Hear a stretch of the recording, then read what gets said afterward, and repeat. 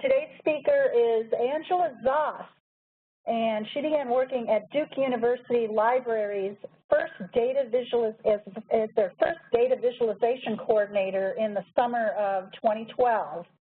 And while helping to develop this position at Duke, she created new workshops and short courses on visualization, consulted with students, researchers, and faculty members on research projects, and helped to introduce visualization concepts and tools into many undergraduate and graduate courses.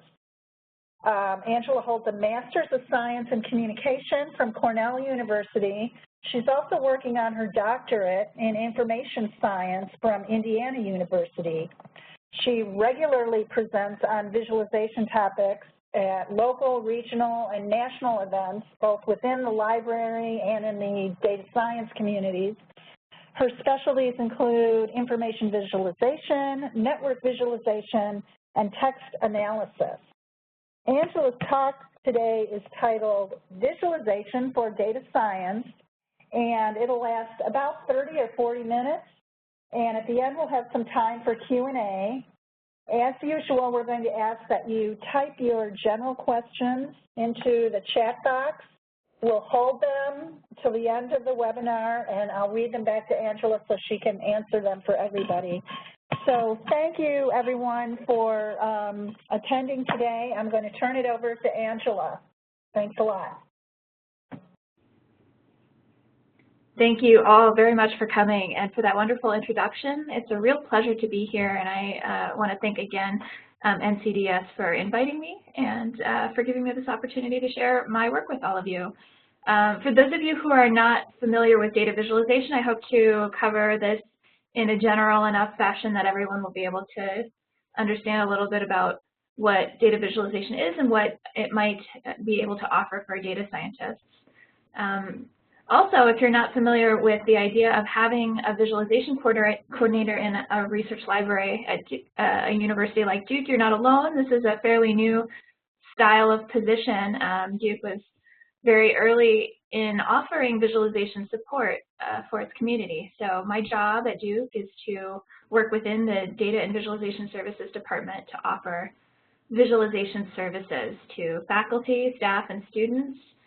Sometimes people come to me and they just need a little help with the graphic design of their visualization. Sometimes they need help all the way from data transformation and cleaning and gathering data sources into deciding what kinds of charts to use for their research projects, and then maybe even all the way up into how to disseminate those charts more broadly through their websites, through conference presentations, through posters, etc. So we have a really nice broad range of services we're able to offer people at Duke.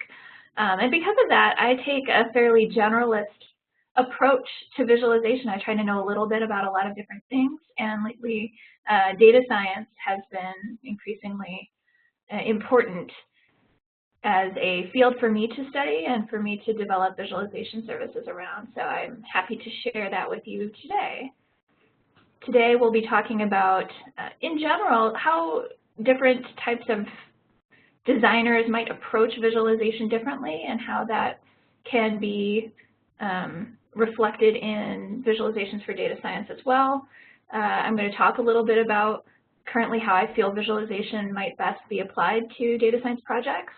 I'm going to talk a little bit about how to develop design instincts for visualization, because I think that's one of the big gaps when people come to visualization from non-design background. And then I want to talk a little bit specifically about reproducibility of visualization, because that's a very large topic for data science, and I think it's something we need to address a little bit more directly in the visualization community as well.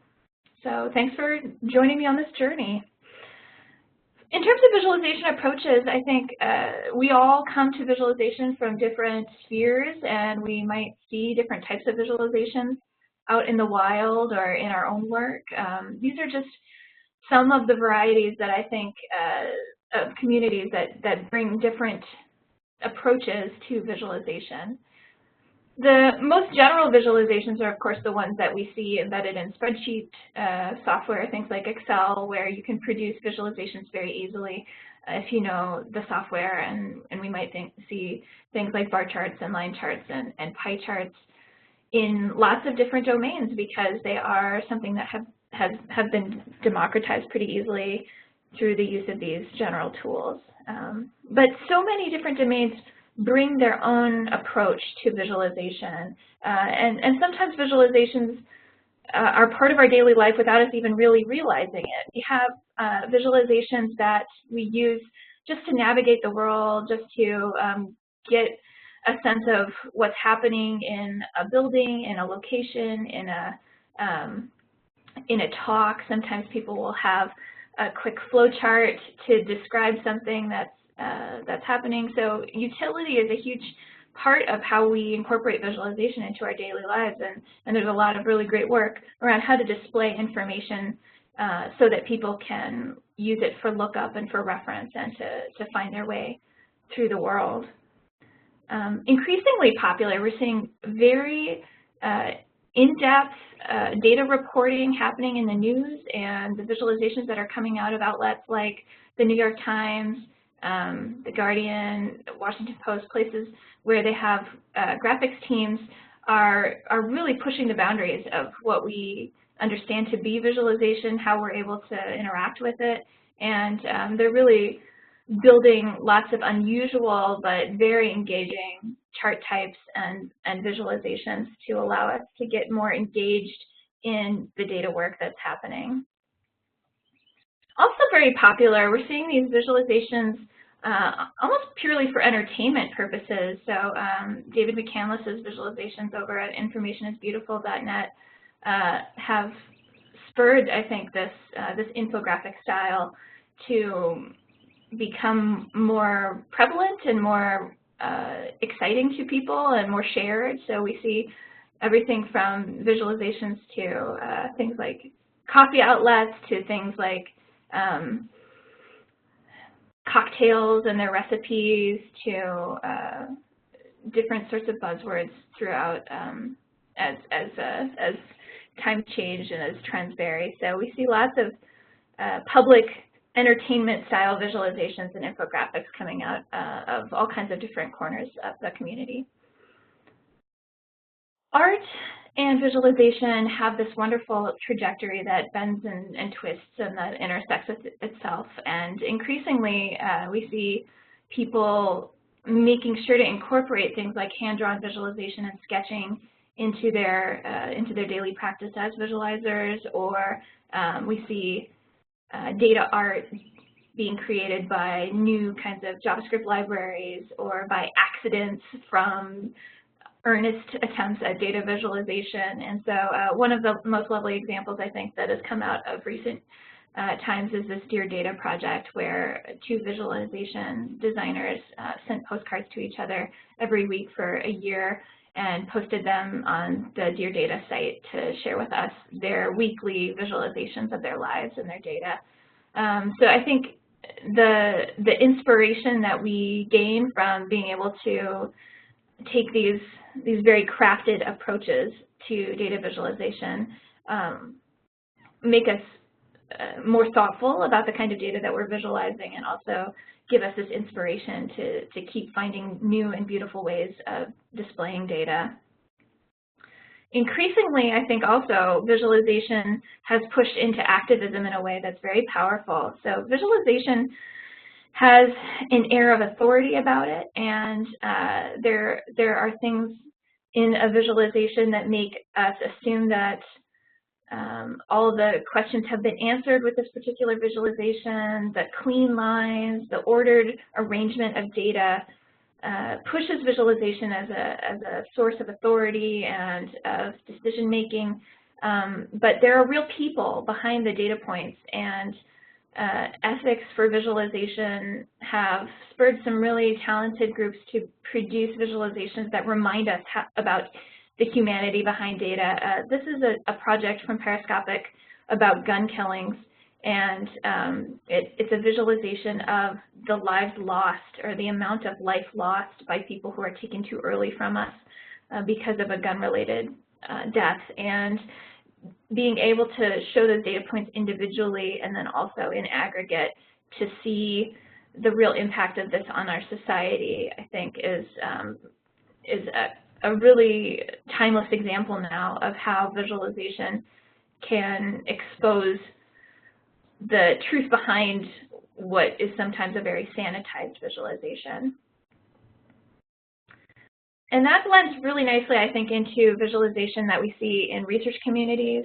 This is a visualization atlas that has been developed to give us many different viewpoints on imports, exports, different kinds of product spaces that countries might occupy. And the ability of a visualization system to give us all of these different types of visualizations and these different focuses, the different research questions on each of these visualizations, is really the state of the art in research visualization, making sure that people have the ability to explore the research data that's coming out of some of these really intense research processes, and that we can all share in the insights that have been gathered. This is something that takes a lot of effort, and that maybe people aren't being rewarded very well for in academia, but the results really speak for themselves. They really open up the research for a broader public, and it makes it a very compelling case for the work that's being done. All of this, I think, blends well with what I would call visualization for business. Of course, business analytics, business intelligence, all of this is not any single field, but many, many different communities that are all working in this space and trying to create visualizations. But these dashboard style visualizations where people are trying to get a sense of the current state of a product or a company or a service, and making sure that they're meeting benchmarks, and want to be able to analyze the data from many different viewpoints all at the same time and compare it to baselines and to targets. That is a very powerful technique and very well used within the business community. But I think this combination of the research approach to visualization and the business approach to visualization is where I see data science filling in that gap. But hopefully including inspiration from all of these other areas of visualization, where we think about creativity, we think about designing for a broad public audience, and we think about sharing our visualizations widely to increase the impact of the work that we're doing. When I think about visualization for data science, I think about a very complex interrelationship between visualization and different parts of a data project.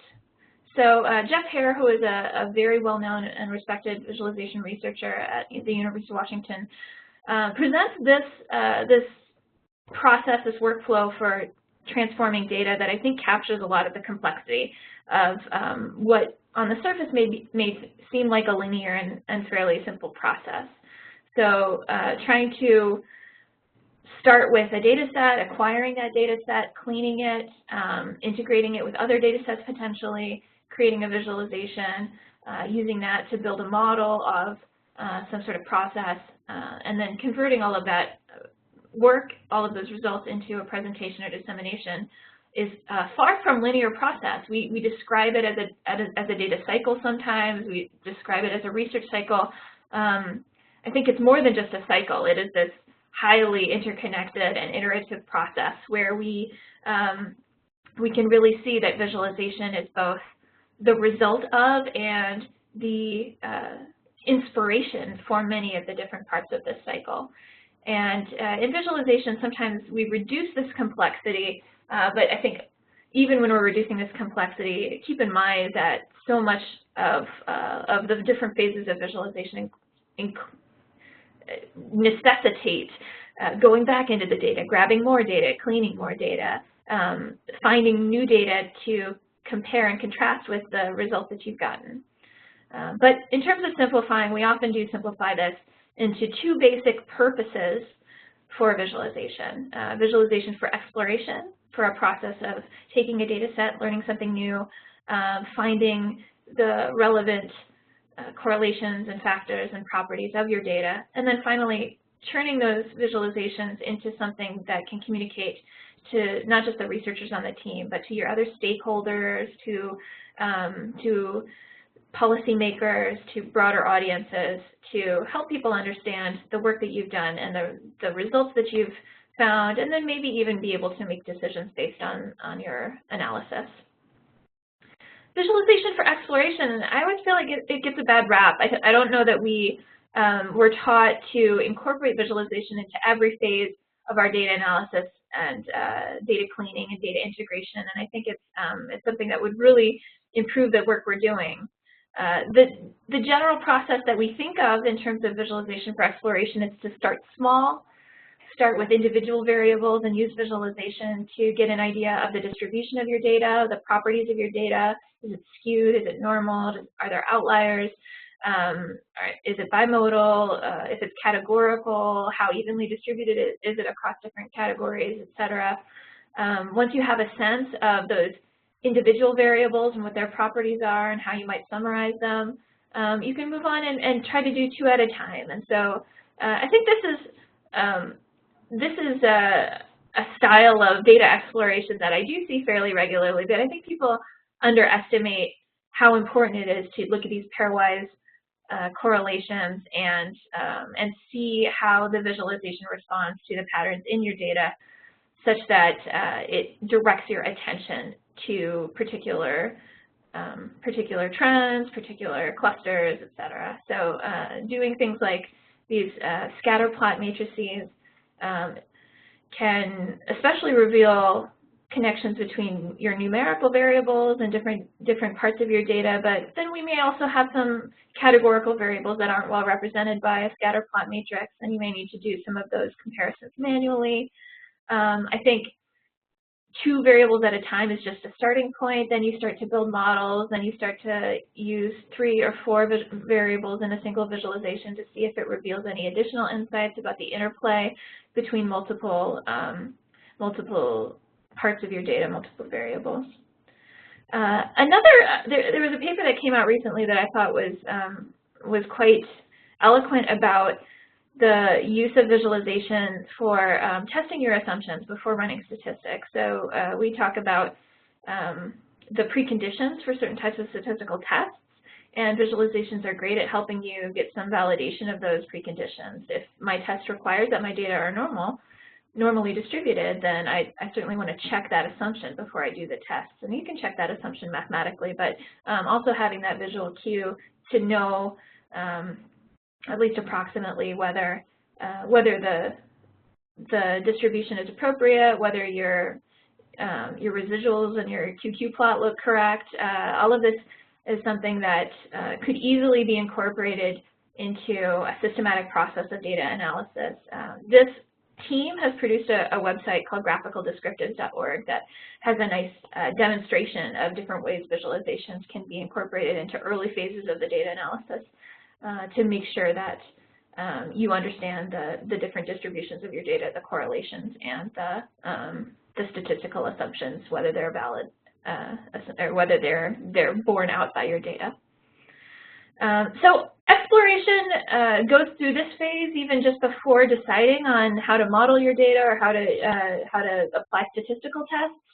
But sometimes you also use visualization in the exploratory phase just to get a sense of what kinds of charts might best reflect the trends you're seeing in your data. Even if you do the statistical modeling first and you find something significant, that significant result that you're finding, that trend, may be more or less visible depending on what chart you select. And so this is a lovely post from Nathan Yao, who's another very active visualization professional and statistician. And he had a recent blog post about 25 different ways of visualizing the same data set. And you can see from the screenshot the sheer variety that he was able to develop using the same data set. And I think going through this process of experimenting with the different types of charts we're using for a particular visualization for different kinds of trends and different comparisons between variables can reveal many different types of insights and will improve our ability to narrow down on the kinds of visualizations that would be most effective for our next phase, which is that communication phase, where we're trying to share our results and help people understand very quickly the kinds of important insights we've gathered from our data analysis. In terms of visualization for communication, there's some really basic ways of improving visualization so that people are engaged by them, find them interesting, find them authoritative, find them meaningful and memorable, all of which are things that ideally visualizations would accomplish. But one of the things that I think is especially important for visualization for data science and for communicating, especially with stakeholders and clients and people who may not be experts in data science themselves, is to use annotation. When we're creating visualizations for communication in academia, maybe we limit ourselves to very dry, simple charts that are clean and look scientific, and we may not think of adding these extra pieces of contextual information or labels that can help our audience immediately see the point of a graphic and the importance or the takeaway message. So we can use things like notes that we add on top of a graph. Here we've added a short paragraph that says what is most significant about this particular data trend, and that's that the hires always peak in July, which is the start of Duke's fiscal year. We also have the opportunity to add information to the chart by changing the title. So right now this chart is just titled Duke Hires by Month, which is an accurate listing of the variables used in the graph, but we could be even more creative with our title to help people understand what the real point of this message is, of this particular chart is. Annotations are great for individual charts. They help the chart speak for itself and speak for a broad audience, but sometimes what you really want to do is you want to convey an understanding of a large process or of all of the different insights you've gained throughout your research project and your data science project. And for that, we really enter into the realm of storytelling. Hopefully some of you will recognize this, this researcher, Hans Rosling, who unfortunately passed away very recently. But his work on Gapminder, which was a software application and web-based tool that produces these characteristic bubble charts of countries and how those countries relate to each other on different kinds of health and wealth indicators. These always, from Hans Rosling, go way beyond just a simple chart, just beyond a simple tool.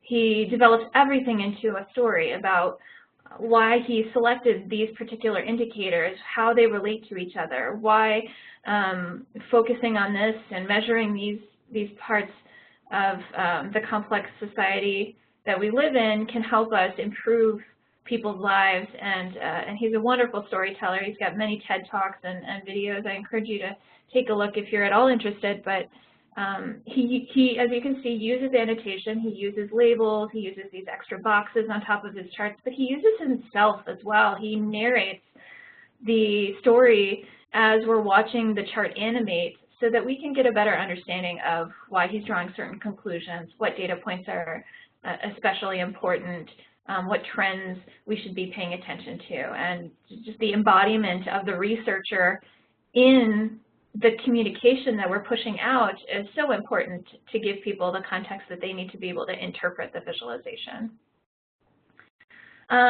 Increasingly, though, we're not just developing stories around visualizations, we're actually opening up our visualizations and our data for other people to explore and to make their own conclusions. So things like dashboards, either through specific dashboarding software like Tableau or just hand-coded in different tools. These dashboards really display a lot of data all at once.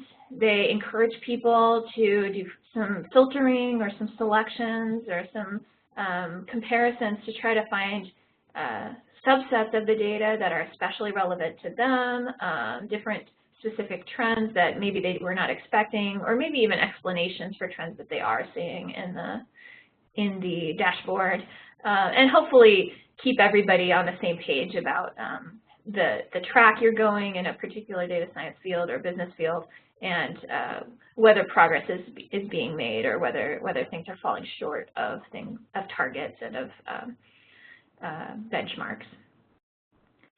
So in terms of exploration and visualization, I think we've seen several examples of how these get incorporated into data science projects, but the visualizations I've shown you don't come out looking like this right from the tool. So no matter what tool you're using, you usually have to have some understanding of design principles to make sure that the design and the arrangement of the visualization is especially well suited to the reason that you're creating this visualization and to the community you're speaking with. So in something like a dashboard like this, you may well want to explore some usability or user experience training, because really what you're designing is not just a visualization. You're designing an interface. You're designing something that people will be querying, they'll be looking for information, they'll be browsing, they'll be interacting with. And all of that requires some understanding of how users typically behave in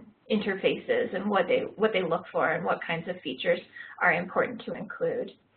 But other graphic design principles are things that again, maybe we don't get training in data science from the very start. And I want to share with you some examples where design has really made a difference in a visualization, where either the choice of chart or the way that chart has been styled has made a big difference in the kinds of insights that were available to the users. This is from a paper that describes the process of trying to gather data from the Facebook API. And in the first visualization, this network visualization where you see nodes and links, the nodes are people and the links are a friendship connection between those two people on Facebook. The visualization looks fairly standard for a Facebook network visualization. You see slightly different clusters, sometimes almost completely unconnected, sometimes very tightly connected to each other. And looking at this visualization, you could assume that the data is well gathered and doesn't have any obvious errors. But a slightly different visualization, this matrix visualization, which has a particular sorting, it's been sorted by the order of acquisition from the API, actually shows a huge hole in the data. And that bottom right-hand corner is data that you would expect to include some connections between people. You wouldn't necessarily expect this huge, very regular gap in the matrix. And what happened was the API had a 5,000 item limit, and there was a silent failure of the API. They didn't get any kind of notice that they had reached the limit and that the data would stop being gathered, but their data included this large gap. And so it's not always clear, if you only use one visualization, that you may have these data quality issues, and you may need to try lots and experiment and do your due diligence of exploration to make sure that you've explored whether the data might have some systematic bias or problems. Another example of when design really matters is the use of different kinds of color scales. This is not just, I don't want to just pick on color, but I think lots of different design choices we make in the visualization emphasize or de-emphasize certain features of our data. And it just happens that when we take numbers and we convert them into a color scale, there are some optical illusions that can happen very easily. So there's a very popular color scale called the rainbow color map, or called different things in different fields, but it looks like the rainbow spectrum of light, and it's applied to visualizations to show numbers. But unfortunately, there are a lot of papers that show that this particular color scale has some real problematic optical illusions. And so in this paper, they tested whether diagnoses of different conditions would differ if a blood vessel was colored with the rainbow color scale versus a color scale that was a little more attuned to our perceptual abilities as humans. And in fact, it did greatly decrease the accuracy to have the rainbow color scale used in this way. So this is when people's lives could be on the line. Of course, this was just an experiment. It wasn't any real data, but you can see where small choices like this can really have a huge impact on people's ability to make good decisions, and in crucial cases, this could be very problematic.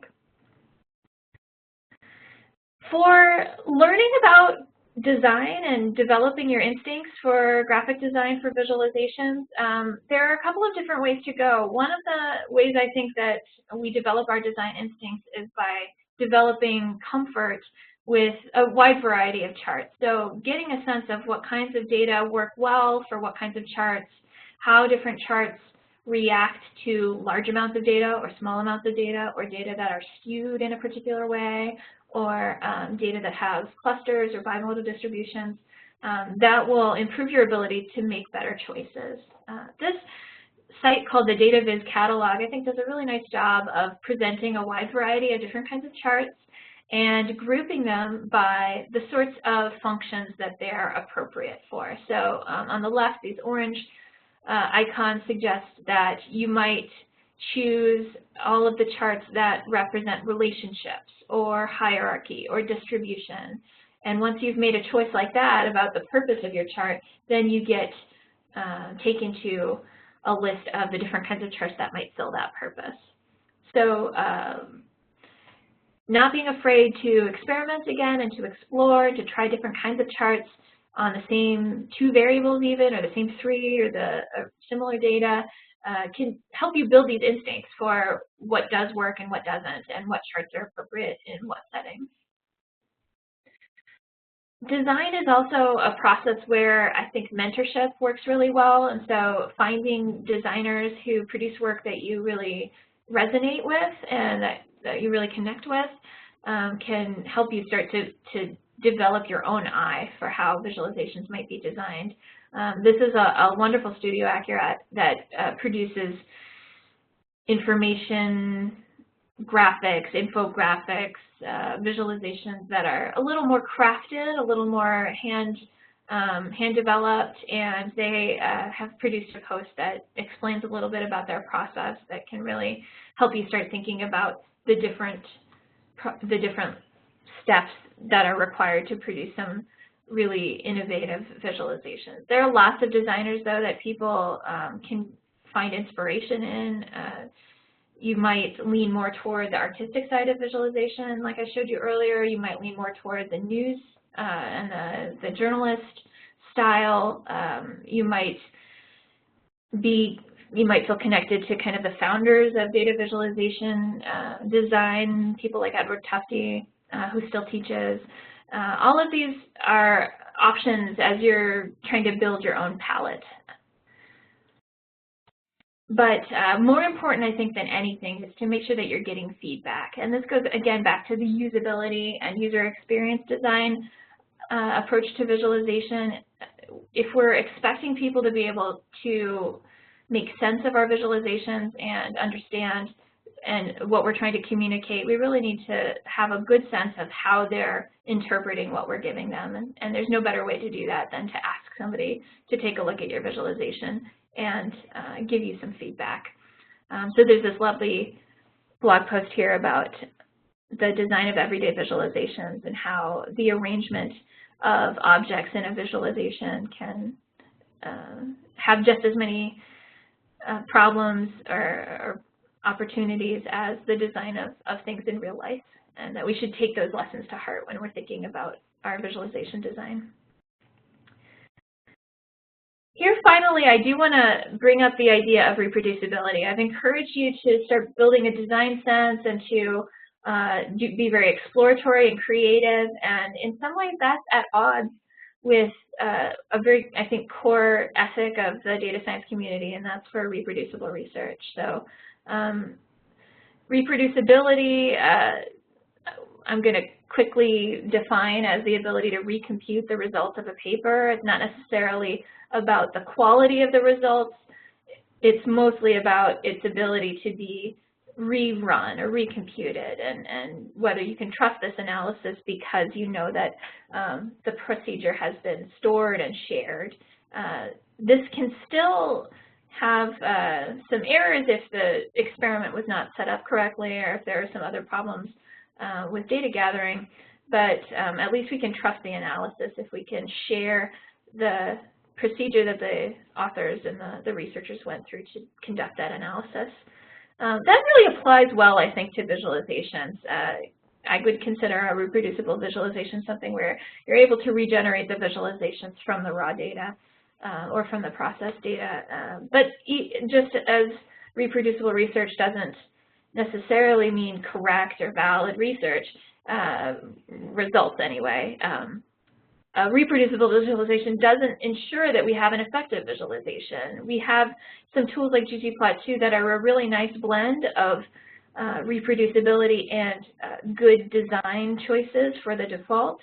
But there are certainly additions. There are things that, as a designer, we may want to add to those visualizations that don't come pre-built in a particular software package.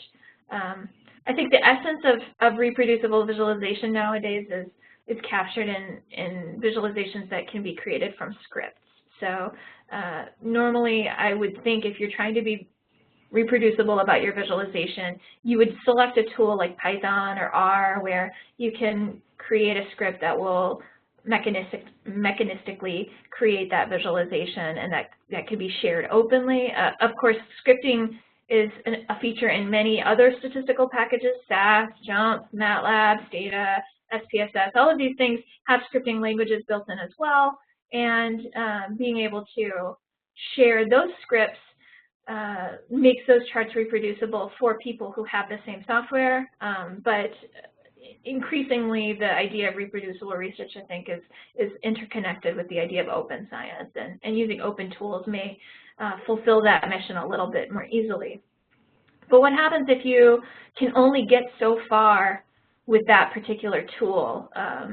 So there are many reasons to create reproducible visualizations. One, again, is this aspect, this transparency, to make sure that we're doing good work and that work can be shared with the rest of the community. It also has some personal benefits. It makes it easier for us to recreate our previous figures and to create multiple figures that have a similar style. A lot of these tools even allow us to create themes and templates.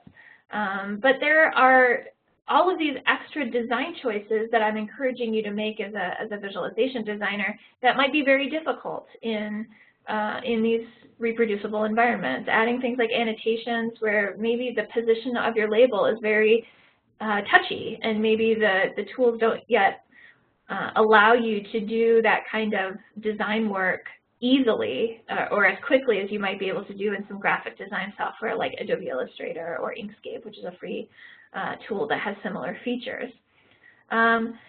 What we're seeing now in the community is a gradual bridging of these two problems, these two spaces. And so at a conference this fall at IEEE Viz, which is a large visualization conference, there was presented a very exciting new tool, which is a script that you can run in Adobe Illustrator that allows you to switch back and forth between a JavaScript-based definition of the chart and the Adobe Illustrator graphical interface for the chart. And so this ability to edit either in the code or in the tool Illustrator and have a reproducible at least output from that process, or have a code-based output of that process, I think is moving us toward this ability to capture all of the steps that we took to start from a data set and to end with a really beautifully designed and custom visualization. But we're not quite there yet. We're still moving forward. I think some of the news outlets are especially interested in this interplay between a tool that can create a script and a tool that can really customize the look of the visualization. So to wrap up, I'm about at time. I want to make sure that I leave us with my ideas of lessons for data science as regards visualization. And I think that what's important to me is that visualization really exploits our powerful visual processing system and is something that immediately captures people's attention. It is something I encourage us all to use to improve our data exploration and data communication. I think it can be worked in really easily into lots of different phases of our research process, our data science process. But in order to produce visualizations that are really meaningful and that really have an impact, we do have to make some thoughtful design choices and make sure we're trying different options and trying to learn the best practices to make sure that the visualizations are going to speak the way that we would like them to. But I think we see some movement in the ability of even well-designed visualizations to be reproducible, and I hope that any of you who are passionate about that will try to incorporate visualization into packages that you're creating and into the workflows that you're using. I do have in the slides a few recommended resources if you do want to learn a little bit more about visualization. I'll have a shameless plug here for the Data Matters courses that are happening this fall in Raleigh. If you're local or if you want to travel in, we will have 2 different visualization courses, I think, happening that week, one introductory and one that I'll teach on visualization for data science in R. And then there's a really talented visualization consultant and producer named Stephanie Evergreen, and she has a virtual data visualization academy that is currently, I think, open for applications. It does fill up, but you can sign up and you can purchase access to her training, her tutorials, her monthly kind of updates on how to design, how to be an effective visualization designer. There's a Visualization for Data Science workshop at that IEEE Viz conference that I mentioned, and it's been running every year, and it looks like it will run this year as well. It's been running every year for several years now. And then you may just be interested in some in-person training and there are many different visualization trainers who offer that training. Stephanie Evergreen often has training sessions that she'll run. Andy Kirk and Colt Nussbaumer-Nachlik are both very talented visualization trainers and would be good options if you're looking for public training. With that, I will end and open for questions, but I really appreciate your attention and thanks so much for joining us today. Okay, thank you so much, Angela, for that great presentation. We appreciate your time. We appreciate the time of all of our attendees. We have a few questions here. I'm going to read them back. First question is, part of the challenge for business visualization is how to keep the visualization simple, impactful, engaging, and digestible. What are some of the prevailing Viz apps for business or tips for business that can help with this challenge? Yeah, I absolutely think that this is an ongoing challenge, not just for business, but especially for business. You want to make sure you're capturing people's attention, but you don't want to overwhelm them. You don't want to use visualizations they're not used to or that don't speak to that community. I would say in terms of software, in terms of applications, I'm increasingly seeing a lot of uptake for Tableau. ClickView, I think, is another competitor of Tableau that has been very popular. TIBCO Spotfire. These are all tools that are designed to really forefront visualization and, again, are likely to have very good defaults for the first try of a visualization. But you also have to make choices yourself about what kinds of visualizations to use within those tools. So I think your communities will vary. There's kind of a divide. I'll call it the bar chart divide, which bar charts are some of the easiest charts to read. They're the most accurate. As humans, we're very good at detecting differences in the length of a bar. But it seems to polarize. Some people love bar charts and some people hate them. They see them all the time and they're so over the bar chart that they don't want to have bar charts. So trying to find a tool where you could quickly switch that bar chart out for something like something called a lollipop chart, where the end of the bar is really a dot and it has a thin line down to the axis. Switching the bar chart out for a dot or for a bubble or for something that just shakes people up a little bit, that's going to help. So I lean toward tools that have several different options for the same kind of data just to give people some variety in what they're able to present. Another chart type that's increasingly popular, I'm seeing, but that is still fairly readable, is called a Sankey diagram. So if you want to Google that, it's S-A-N-K-E-Y. Sankey diagrams are not built into a lot of tools yet, but I think they will start being, and that's another option if you're looking to spice up your chart palette a little bit. But I use Tableau and teach it, and I think it's a nice option for business. Okay, next question here that we have here is some of the programs I've found create great web data visualizations, but I can't download them as high-resolution images. Yeah. Do you know of tools that provide high-resolution output?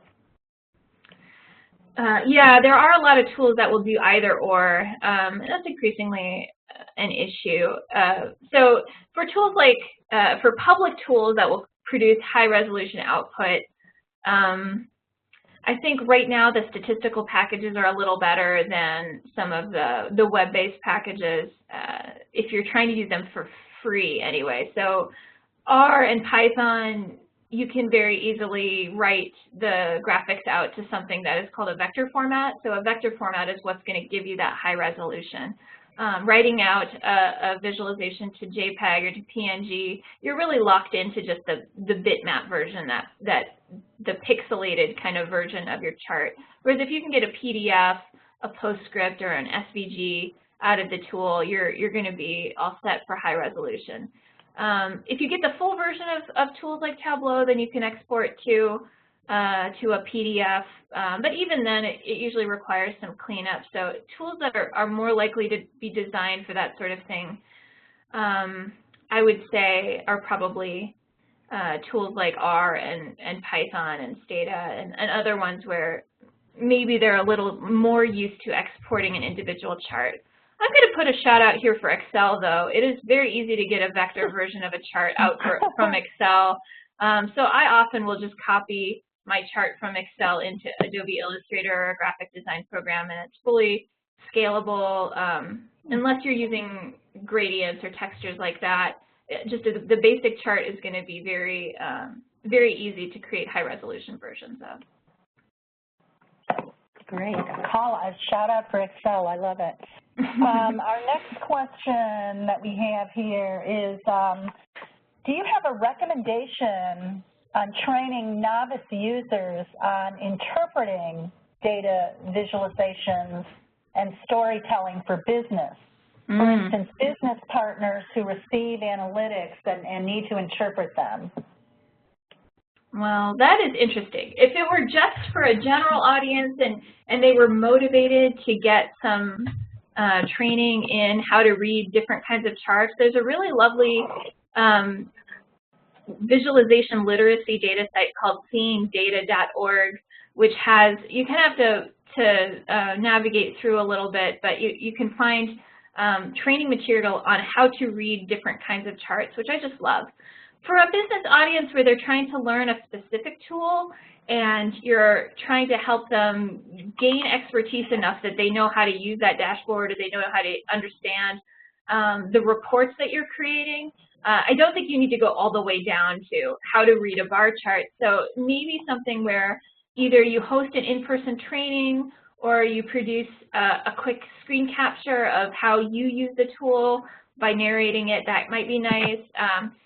Some other storytelling options that people are exploring these days are having a simple guided tour of the visualization by highlighting specific areas, maybe even just in screenshots. Just say, this is a screenshot that you might see, here's how I would interpret it. You could write, a nice caption or annotate the chart, direct people's eyes to different parts of the interface, and basically maybe just give them a little tutorial or primer on how to read it. Hopefully something like that, either in a document or in a short video, would help people get used to that kind of interface. Okay. Any more questions? It's your last chance, folks. And I want to thank Angela for mentioning Data Matters short course series, which is put on annually by NCDS, as well as our partners at UNC's Odom Institute, NC State University, and RENCI. Angela's going to be teaching again this year, as she mentioned, and registration is now open. You can go to datamatters.org and learn about her courses, as well as a whole lot of other data science short courses, 1 and 2 day courses. And Data Matters will be August 7 to 11 at the Hunt Library on NC State's Centennial Campus. So we hope you can join us for that. Angela, thank you once again for a great talk. For those of you in the audience, remember that DataBytes is a monthly lunchtime webinar series.